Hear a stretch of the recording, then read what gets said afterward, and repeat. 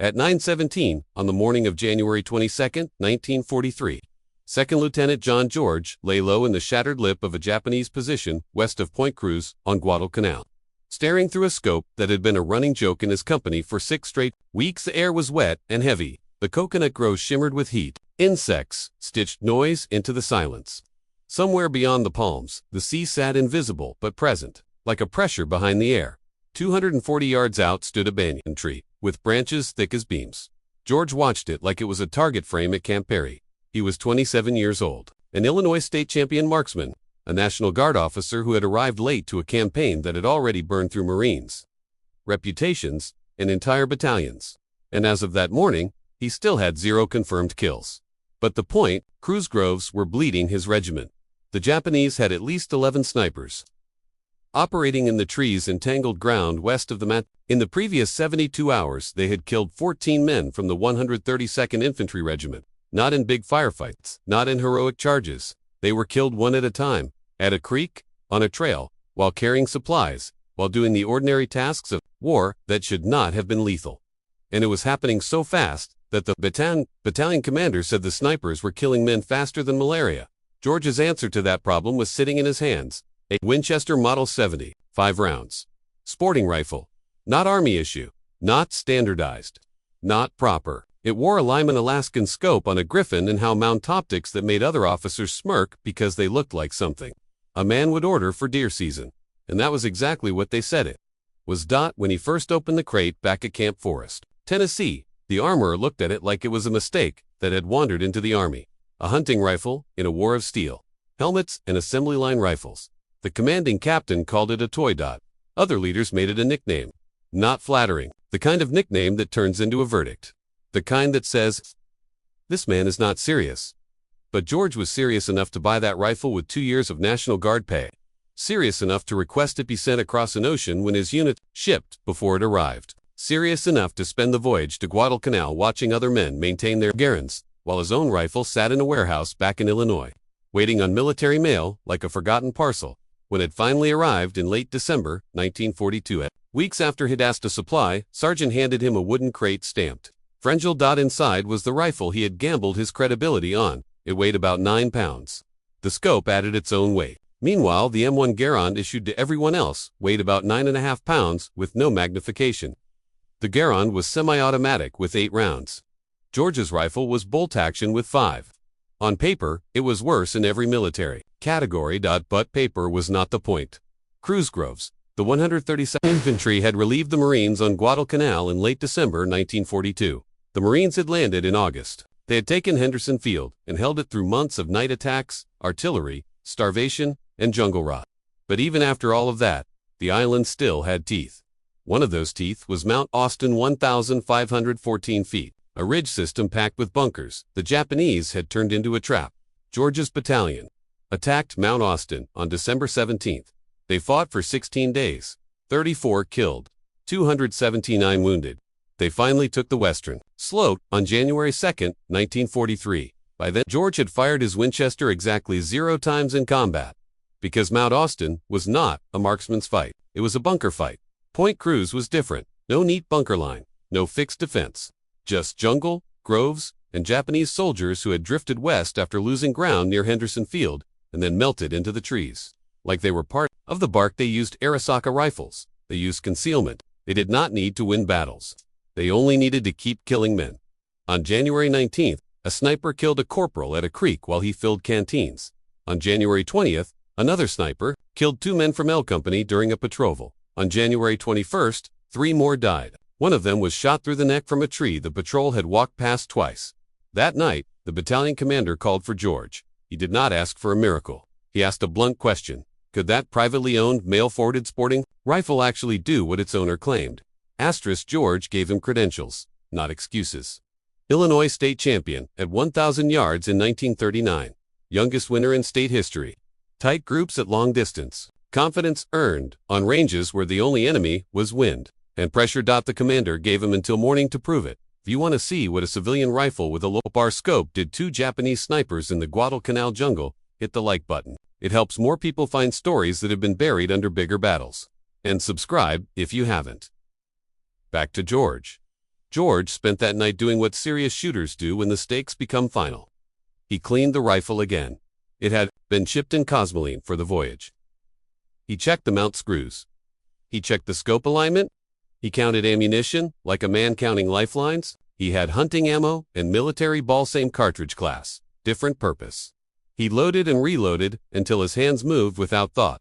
At dawn on January 22nd, he moved into the ruins of a captured Japanese position overlooking the groves west of Point Cruz. Not a clean foxhole, a battered place, still smelling like earth and old smoke, with sandbags and broken timber. He brought no spotter, no radio operator, no assistant to watch his flanks. Just a canteen, a handful of stripper clips, and about 60 rounds. He lay down and started to watch. Trees. The Lyman Alaskan was only 2.5 power. Not dramatic, not cinematic, but enough. Enough to catch movement the naked eye would miss. Enough to turn jungle into a series of inspected surfaces. The jungle was never truly quiet. Birds called. Insects vibrated. Somewhere distant, artillery rolled like slow thunder. George learned to let the background exist without entering his attention. Sniper work was not about seeing everything. It was about seeing the one thing that should not move. At 9:17, he saw it. A branch shifted. No wind. A small disturbance high up about 87 feet on the banyan tree 240 yards away. George did not rush. He watched again. The branch shifted a second time. Then a shape resolved in the fork where 3 limbs met. Dark clothing.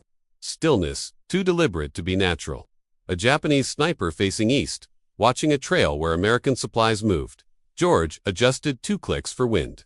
He controlled his breathing. He settled into his trigger like it was familiar ground. The Winchester trigger was clean, smooth, the kind of trigger serious marksmen tune and then trust with their careers. George squeezed. The rifle cracked. Recoil pushed into his shoulder. The sound carried through the grove like a snapped branch, amplified by war. 240 yards away, the sniper jerked and fell. He dropped through banyan branches and tumbled nearly 90 feet to the ground at the base of the tree. George worked the bolt immediately. The spent casing ejected another round chambered. He stayed on the tree. Because he knew something the men with Garands did not always think about. Japanese snipers often worked in pairs. One shooter, one watcher. If he had killed the shooter, the second man was close enough to respond. George scanned slowly because the scope forced him to. 2.5 power meant no wide sweep. Every search was deliberate. Every tree was a potential hiding place. At 9:43, he found the second sniper. Different tree? Roughly 60 yards north. Lower, maybe 50 feet up, moving down the trunk. Retreating. He had heard the shot and understood what it meant. George led the movement and fired. The second sniper fell backward. Rifle clattering through branches, body hitting the jungle floor. 2 shots. 2 kills. George reloaded from a stripper clip. Hands steady, breathing controlled. On a range, this would have been a clean string. Here, the targets were real men who had been murdering Americans. At 11:21, a Japanese bullet struck a sandbag, about 6 inches from George's head. Dirt sprayed into his face. He flattened instantly, pressed against the broken wall of the position, and stopped moving. The shot came from the southwest. A new angle, a new shooter. George waited. 3 minutes. Because moving immediately after incoming fire is what gets men killed. He let time pass, then eased back, millimeter by millimeter, until his scope could see into the trees again. The shooter should have relocated after firing. That was basic doctrine. But jungle relocation is not like relocation on open ground. Options are limited, and if a man is careless, he moves just enough to feel safer while still remaining in the same tree. George found him at 11:30, a third tree from the left, in a cluster. About 73 feet up, the sniper had shifted branches, but not shifted reality. George fired. The third sniper fell, without sound, by noon. George had killed 5. Not because he was firing constantly, because he was waiting constantly. Waiting longer than the men in trees could endure without making a mistake. Word spread through the battalion. Men who had mocked the rifle now wanted to watch. To stand behind him like spectators at a show, George refused. Spectators draw attention. Attention draws fire. A crowd around a shooter is a beacon. The Japanese adapted after the 5th kill. Movement stopped. The grove became still. George spent hours glassing trees and seeing nothing that gave itself away. At 1600 hours, he returned to headquarters. The captain's tone had changed. The mockery was gone. George was ordered back at dawn. January 23rd opened with heavy tropical rain. Visibility collapsed. The grove blurred beyond 100 yards. Rain pounded leaves so hard it sounded like continuous movement. The ground became mud. George waded through it. Because you do not hunt what you cannot see. The rain eased around 8:15. By 8:45, the air cleared enough to work. At 9:12, he spotted the first sniper of the day. The man had climbed during the rain, smart the rainfall masked sound and motion. The sniper chose a longer range position around 290 yards pushing distance. Testing George. George compensated and fired. The sniper fell. The sixth kill triggered something George had not yet faced. At 9:57, Japanese mortars began to walk rounds toward his position.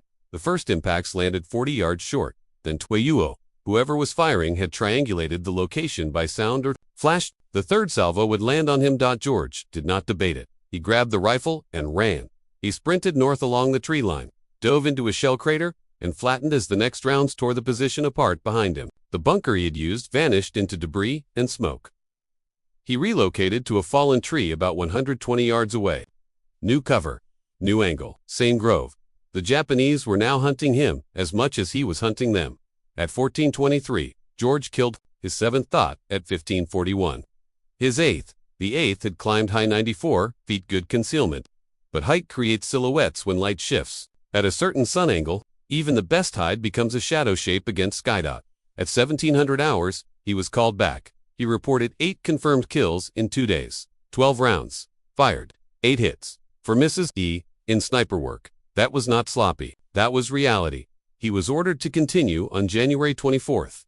That night, George cleaned the rifle again and did the mathematics no one else wanted to do. 11 Japanese snipers were believed to be active in the Point Cruz groves. 8 were dead. 3 remained, and the 3 that remained would be the best. The ones who had already survived the longest. George tried to sleep and failed. At 03:00, he sat with the rifle across his lap, listening to rain start again at 4:15. By 05:30, it was heavy enough to delay operations. George used the rain to change the pattern. Not the bunker. Not the fallen tree. Somewhere the Japanese would not expect out. He chose a cluster of rocks about 70 yards south of his previous position, rocks the Marines had once used as a machine gun nest. It offered cover and a different angle into the grove. At 7:43, the rain slowed to drizzle. Visibility improved. George began gloss. At 8:17, he found sniper number 9. Not in a banyan, but in a palm about 190 yards out low, maybe 40 feet up. Unusual, most snipers climbed high for sight lines. This one chose concealment. Palm fronds create a natural blind, but George was elevated on the rocks. His angle let him see down into the fronds. He could see the dark shape of shoulders and head. He began to squeeze. And stopped. The position felt wrong.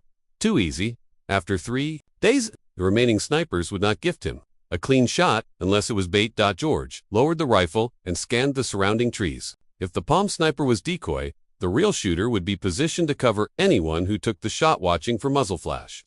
Waiting to return fire, he searched methodically, left to right, top to bottom. Every tree within 300 yards.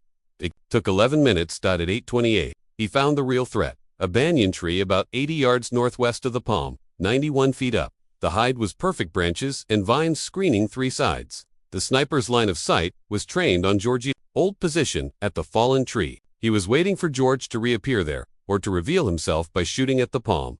George now had 2 problems. If he fired at the real sniper first, sound would reveal his actual position, and the enemy could relocate before the bolt could cycle a second shot. If he did nothing, the sniper would eventually realize George was not at the fallen tree and begin sweeping. So, George used the bait against them. He aimed at the decoy sniper in the palm and fired. The decoy jerked and fell. Then George snapped the scope to the banyan hide. The real sniper reacted to the shot. Movement betrayed him. A shift, a turn toward the sound. George fired before the turn finished. The real sniper fell. 2 shots. 2 kills. But now, if there was anyone else watching, George's position was exposed. He grabbed rifle and ammunition and ran east, along the rock line, dropping into a drainage ditch about 40 yards away. At 8:34, Japano machine gun fire raked the rocks he had occupied seconds earlier. Dust and stone erupted. The firing lasted long enough to kill a man who hesitated. George did not. He relocated again to a shell crater partly filled with rainwater. Water up to his chest. Rifle resting on the rim. 10 confirmed sniper kills. 1 remaining. And George understood the psychology of the last man. The 11th sniper would be the smartest. He had watched 10 comrades die. He would not play the same game. He would change the rules. George kept scanning trees until 9:47, when he realized his error. The last sniper was not in the trees. He was on the ground. George caught movement low. In the undergrowth about 60 yards south, something crawling parallel to the tree line. Ferns, vines, fallen branches. A shape using the jungle floor of the way? George had used the rocks. The sniper was hunting the hunter. George stayed motionless in the water-filled crater. He could not rise without exposing himself, and the crater rim blocked his view. At 9:52, the Japanese sniper stopped about 40 yards from the rock studding the nest. Looking for movement? George waited. Patience is the primary skill of sniping, not marksmanship, not equipment. Patience. At 9:58, the sniper crawled again 35 yards, 30-25 closing in. Work in the angle that matched George's earlier escape. At 10:03, the Japanese sniper reached the rocks and took a position facing east toward the drainage ditch toward where George should have been. He was now only about 38 yards from George's actual crater. Back expose. Simple shot. George hesitated anyway, because survivors are rarely careless, and because the position felt like bait again. George widened his awareness beyond the man in the rocks. At 10:06, he found a second Japanese soldier about 70 yards northwest, behind a fallen tree trunk, rifle aimed toward the ditch line. 2 men. Either the 11th sniper had brought support, or these were the final pair. George could not shoot both cleanly without giving them time to return fire. The bolt action would force a pause between shots, and that pause is where a sniper dies. So George did something that was not glamorous, but effective. He sank deeper into the water until only eyes and the top of his head remained. He held the Winchester vertically to keep water out of the barrel, and he waited. At 10:13, the soldier in the rock stood. 10 minutes of watching and seeing nothing had convinced him George was farther east. He signaled to the man behind the fallen tree. Both began moving east in a sweep, 70 yards apart. They moved past George's crater without knowing it, their backs exposed. George rose slowly, silently, water dripping from barrel and sleeves. He aimed at the closer man and fired. The man dropped. George worked the bolt, swung to the second man now, turning, raising his rifle and fired first. The second fell. 11 snipers, eliminated. But as George began to climb out of the crater and recover himself, a sound stopped him cold. Voices. Japanese voices from the tree line. Multiple men moving. Not single hidden shooters. Infantry. A patrol. A recovery party. Men sent to retrieve bodies or investigate sudden silence. George dropped back into the crater. Submerged again. Only eyes above mud-water. The voices grew breaking. Equipment rattling. They stopped near the first body, close enough that George could hear urgency in the tones. Then they moved to the second body. At 10:28, the voices started again, this time not retreating, but coming toward the crater. They had found his tracks in the mud, footprints, leading from rocks to water. Crater. George had been careful about sound, not careful enough about the ground. He had 5 rounds loaded, at least 6 men approaching, a bolt-action rifle. Bad odds. The voices closed. 30 yards, 25, 20. At 10:31, a Japanese soldier appeared at the crater rim and looked down. George fired from the water. The soldier fell back. George worked the bolt, submerged and rose. 2 more soldiers appeared at the rim. George fired, worked the bolt, fired again. Both dropped. 2 rounds left. Shouting explode, more men moved toward the crater. George climbed out on the north side and ran 20 yards to a fallen tree, dropping behind it as rifle fire cracked through the jungle. Bullets hit dirt, trees, the crater rim. The enemy was firing at sound and movement, not at confirmed targets. George stayed low and used the scope again because the scope that had been mocked was now the only reason. He could pick shapes out of chaos. 2 soldiers advanced toward the crater. 50 yards out, George aimed and fired. 1 dropped. The other dove for cover. But round left, more voices appeared to his flank. A second group, moving a potential encirclement. George made the only decision that mattered. A bolt-action rifle cannot win a prolonged firefight against multiple men closing in, so he broke contact. He grabbed his rifle and ran north through vines and branches, bullets snapping past, until he dove into another shell crater, dry this time, pressing into the wall, listening. The voices were more distant now. They did not pursue hard. They regrouped around the dead. George checked his rifle. Mud on the stock, water on the barrel. 1 round in the chamber, no stripper clips in his hands. The clips were back near the water-filled crater with his pack. At 10:47, he began moving again, walking, staying low, Moving northeast toward American lines. 11:13. He reached the perimeter and was let through. He reported to Captain Morris. 11 Japanese snipers eliminated in 4 days. The grove cleared. Then an infantry encounter and additional kills in the breakaway fight. Ammunition nearly exhausted. Rifle functional but fouled. Maurice told him to clean the rifle and rest. The battalion was shifting. Point Cruz was no longer the priority because intelligence indicated the Japanese were preparing to evacuate Guadalcanal.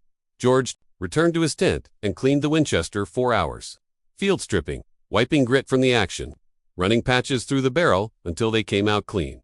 Then word came from higher headquarters. George was wanted, not for punishment, not for reprimand, for replication. Division command wanted to know if George could train others to do what he had just done. Because one man with a mail-order rifle had just solved a problem an entire battalion could not solve with standard weapons and standard thinking. The Army had sniper rifles, available Springfields with scopes left behind by Marines. An expert marksman on paper. What it lacked was a man who had proven the method under fire. George accepted. He asked for one condition. He kept his Winchester. Training began days later near Henderson Field. Fundamentals first. Breathing, trigger control, wind reading, use of support, concealment, patience. Teams, not lone shooters, team systems for security and spotting. A sniper section built out of men who had been experts on ranges but had never learned what the jungle does. To time and distance. The section went out and worked. Targets, trails, enemy movement, confirmed results, reduced friendly casualties. And then, like Guadalcanal itself, the story moved on. The Japanese evacuation accelerated. The campaign ended. George was later wounded in Burma with Merrill's marauders. He survived. He returned to the United States. He wrote down what he learned. In 1947, it became a book. Shots Fired in Anger, technical, unsentimental, and still one of the clearest first-hand accounts of small arms reality in jungle warfare. George lived into old age.